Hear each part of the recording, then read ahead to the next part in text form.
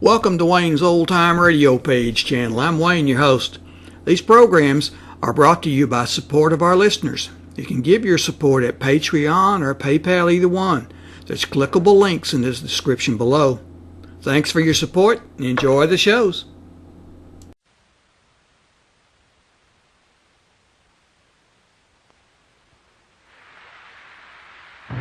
Good evening, friends of the Inner Sanctum. This is Raymond, your host. We have an expert on murder here tonight. He has a rather strange idea. Something about everybody being a potential murderer. Perhaps he's right. Perhaps one of us here, right in this room, is capable of committing a murder. Take a good look at your neighbor. Maybe he's the one. Or, maybe it's you.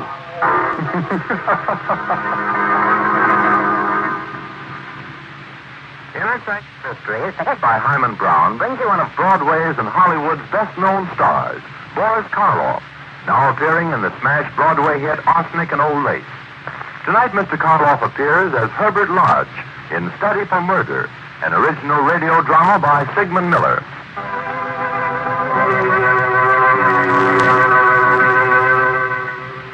In one of the cells of the death house stands a man, holding tightly onto the bars, a dazed expression on his young face. His alive and precious minutes move swiftly away. The curtain of death draws closer. It is only a few hours before his execution. Suddenly in the stillness there are footsteps. For a moment the dazed expression on Edward's face changes to fright. Hello, Sam. Hello. My name's Herbert March. Are you from the governor? No, Sam. I'm just a psychologist. Oh. My work is to try to keep other people from doing the thing that you did. You can help me by answering a few questions. That's not going to do me any good. No, but you could at least help other people from making the same mistake. I've got to get out of here. I want to live. I don't want to die. You were never convicted of a crime before, were you, Sam? No. No, I never even got a traffic ticket. I never harmed anyone in my life until that terrible night. You believe me, don't you? Why, of course I do. Please, Mr. March. Please, you said you're a psychologist. Can't you do something for me? Can't you say I'm insane or something? No, Sam, I can't. You're not insane. But I never meant to kill her. My hands went for her throat as if they weren't my hands. It's so hard to believe. Me, who never even had a fist fight. Very interesting. You didn't even hate your wife, did you, Sam? No. No, I didn't hate her. She used to get on my nerves. We used to fight a lot about money. But I never hated her. She was spending more money than I earned. She got you angry. She ridiculed your small earnings. That's right. How did you know? And she did that every time you had an argument about money. Yes. I couldn't stand it anymore. I know she didn't really mean it, telling me that I didn't work hard enough, but when she told me that last time, I don't know, my hands went for her throat. You didn't feel any kind of pity for her? I don't want to talk anymore, please. Please leave me alone. I can't stand it. This one question is very important. You saw her dead on the floor. What were your reactions? For a minute, I was glad. Then suddenly I realized what I'd done and I got scared. I tried to revive her, tried to bring her back to life. You talked to her, didn't you? I don't remember much after that. You feel full of remorse now, don't you? No, I don't. I hate you. I hate everybody. Get out! Get out before I kill you too! I'm a murderer, do you hear? I can kill anybody! All right, Sam. Thanks very much. We're going to have trouble taking him to the chair. Doesn't make any difference, Warden. It'll all be over in 2 hours. Makes a great difference. We don't want Edward's last few minutes to be agonizing terror. He was quite calm until you spoke to him. Well, no one is ever reconciled to death. These last few minutes are really of no importance. That's rather cold-blooded of you, Mr. Lodge. Perhaps it is. I'd imagine you'd be just as sensible. I prefer to think that all murderers are sick men and should be treated as such. Ah, then perhaps we're not so far off from each other in our thinking. I'm trying to understand the disease of murder. A disease that all of us have, every one of us. You probably know that more than 2/3 of all murders are committed by what we call the average citizen.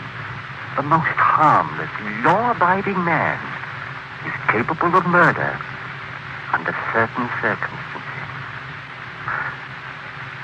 I'd like to observe the execution.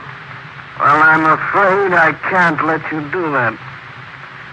Why not? I don't understand your taking a dislike to me. Certainly I can do no harm. Well, you can do no good, but satisfy a morbid curiosity. I really believe you'd enjoy watching a man being put to death. I don't like you, Mr. Lodge. You ought to take a good look at poor Edwards and say to yourself, there, but for God go I. Good night, sir.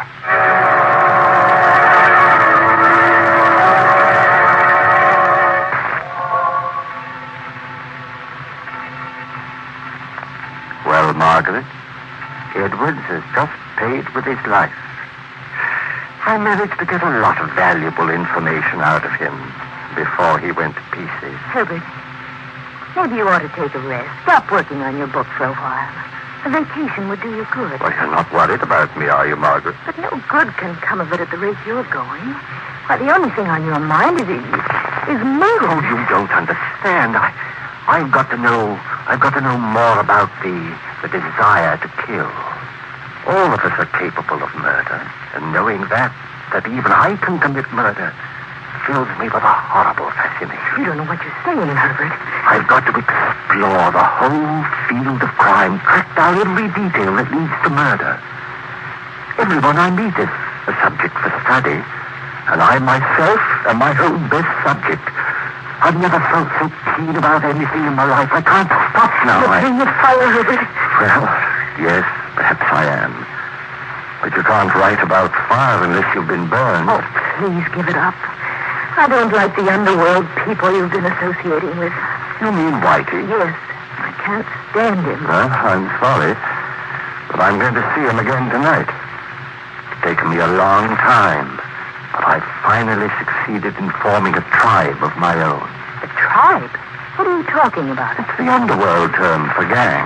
Why, you're out of your mind. You've become a gangster. Only temporarily. But as the big brains of the mob, I'm going to see crime and murder from the first row. We're going to muscle in on some racketeers' territory. I absolutely forbid you to do it. Oh, please, Herbert. I've made up my mind. Don't waste your time trying to stop me, Margaret. I don't want to be unpleasant with you.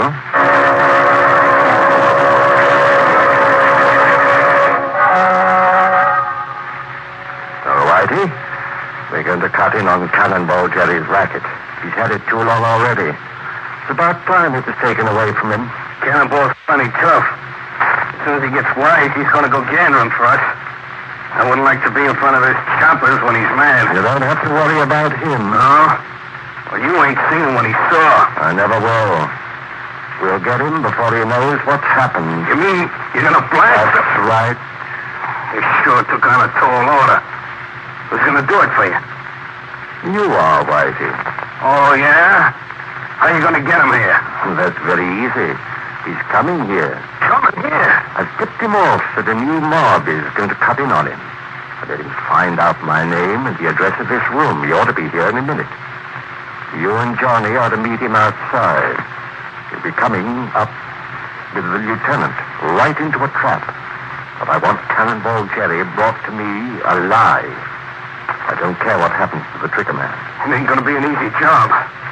Well, you're not afraid, are you, Whitey? I ain't afraid of nobody. But I've been strictly a stick-up artist. Ain't never had to bump off a guy before. We'll take a couple of the boys with you. You won't have too much trouble. And hurry up.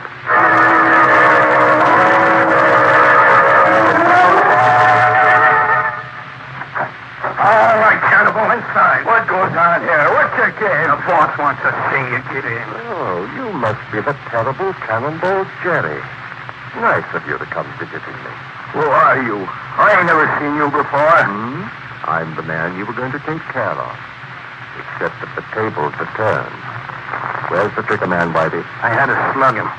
Johnny's outside doing spot duty. In case any Jerry's pals show up. Excellent. Jerry, you've killed a lot of people in your life, haven't you? I ain't got no beef with you. You haven't? But didn't you come here to kill me? No, I wasn't coming to see you. I never seen you before. You're not going to bump me. I'm sorry to disappoint you, Jerry. You're not going to leave here alive. I wasn't going to kill you. I was only going to scare you. You got to believe me, please. Let me go. I'll never bother you. Well. Running through the tusk. Breaking down completely. Let me go. I leave the city. I'll never come back, I swear. All right, you'll leave the city and you'll never come back. Never. Shall I let him have it now, boss? Ain't no sense in wasting time. In a second, we'll give Cannonball a chance to compose himself. You ain't going to get away with it. You'll be following me. You ain't going to get away with it. Here you are, Whitey. Use this silencer. Go ahead. No, don't shoot. I didn't. Oh, okay, boss. We better get him. Heard it. Is this the first man you've killed? Yeah, it's my first. How do you feel? Leave me alone. You've just ended a man's life, Whitey. Cut it out. Doesn't it make you feel powerful to be able to lop off 30 years of someone's life in a second? Leave me alone, I tell you. All right. I'm a bit upset. But tomorrow we move in on Jerry's business. Come on. We'll go home. I hope you sleep well. As well as I will.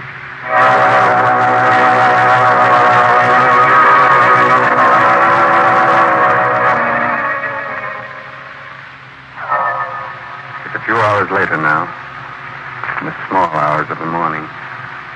Lodge asleep. Tosses in his bed as he hears a familiar voice. Hello, Mr. March. Huh? Who's there? It's me, Sam. Sam? Sam Edwards? How did you get here? You're dead. Yes, I'm dead.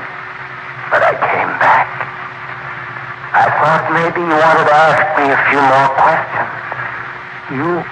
You came back? Oh, it can't be. I must be dreaming. I came back to tell you I was sorry about going to pieces. I was scared then. But I'm not scared anymore. Dead people aren't afraid. I'm nothing to ask you. Anymore? You told me everything. No, I didn't answer your last question. You asked me if I was full of remorse. You don't have to answer that. I knew. Remorse ate into me like acid. It was unbearable. I couldn't stand it. It drove me crazy. It made me hate myself. I just can't describe how it felt. No, I guess that about covers everything. It doesn't, Mr. Lodge. I was going to tell you about my last few minutes alive. I don't want to hear anymore. You know, Mr. Lodge, I was thinking, if you want to find out how it feels to kill someone, the best way is to do it yourself. Do it myself? I'm no murderer. I wasn't a murderer either until the first time. I'm a weak man, but you're a strong one. You'd enjoy it. Your conscience won't bother. No, I'll never kill anybody. You never can tell. Murder. It's an experience you've never had. It's really so easy. Quiet. You won't have to ask questions. You'll know all about it yourself. You've got to do it with your own hands to know. Try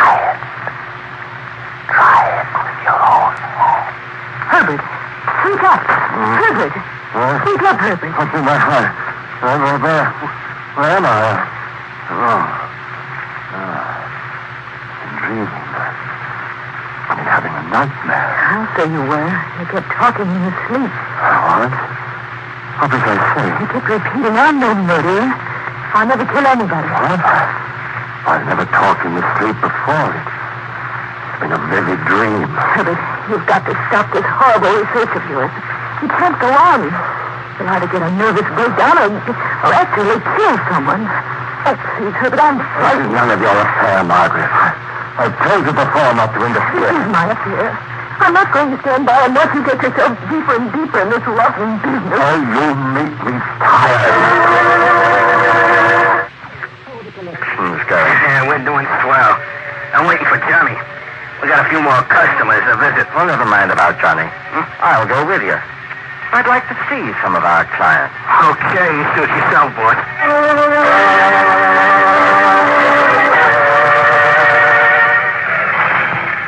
This is Petrov's place.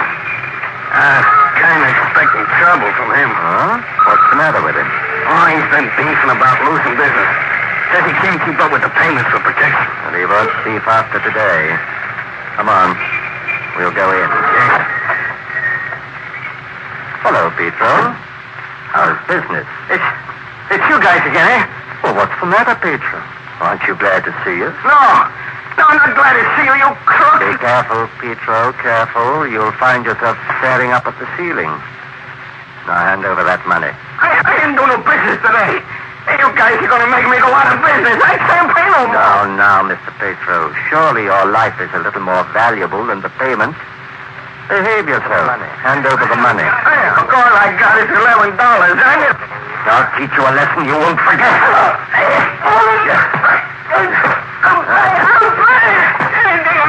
We want the full amount. I haven't got it all. You can know for yourself. All right. All right. We'll be back tomorrow. Come on, Whitey. Say, what's the matter with you, boy? You almost croaked him. Yeah, we'd have had the cops down on us, sure. Yes, I could have killed him easily. I wanted to kill him. Wanted to beat his collie. I shouldn't have done. He'd have paid it if he'd had it. I don't think Petro's going to give us any more trouble. And if he does, I'll be only too glad to see him again.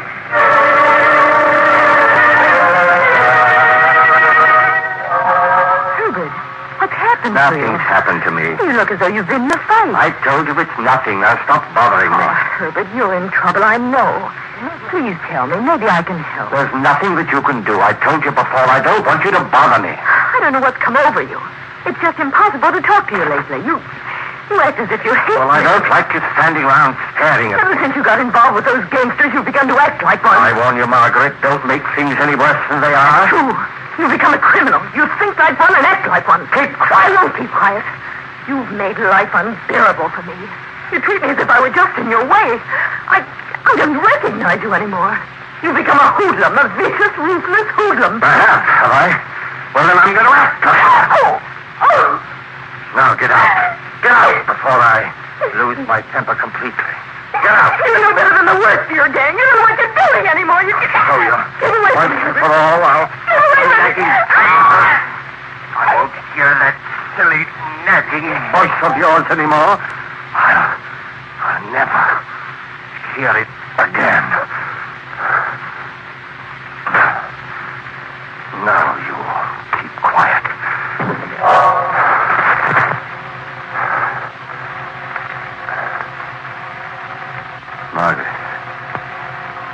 Margaret. Oh, she's just unconscious, that's all. Unconscious. Get up, Margaret. I didn't mean it. You know I didn't mean it. I just lost the temper for a minute. Sir, you forgive me? Please. Talk to me. I told you I was sorry. I tried to revive her, too. Bring her back to life. Son? Once I started, I couldn't stop myself. I had to do it. Yeah, I couldn't help myself. hands went for her throat, as if they weren't my hands. Yes, that's it. I didn't hate her. She got on my nerves. Yes, I didn't hate her, I didn't. But I killed her. I killed her. I killed her.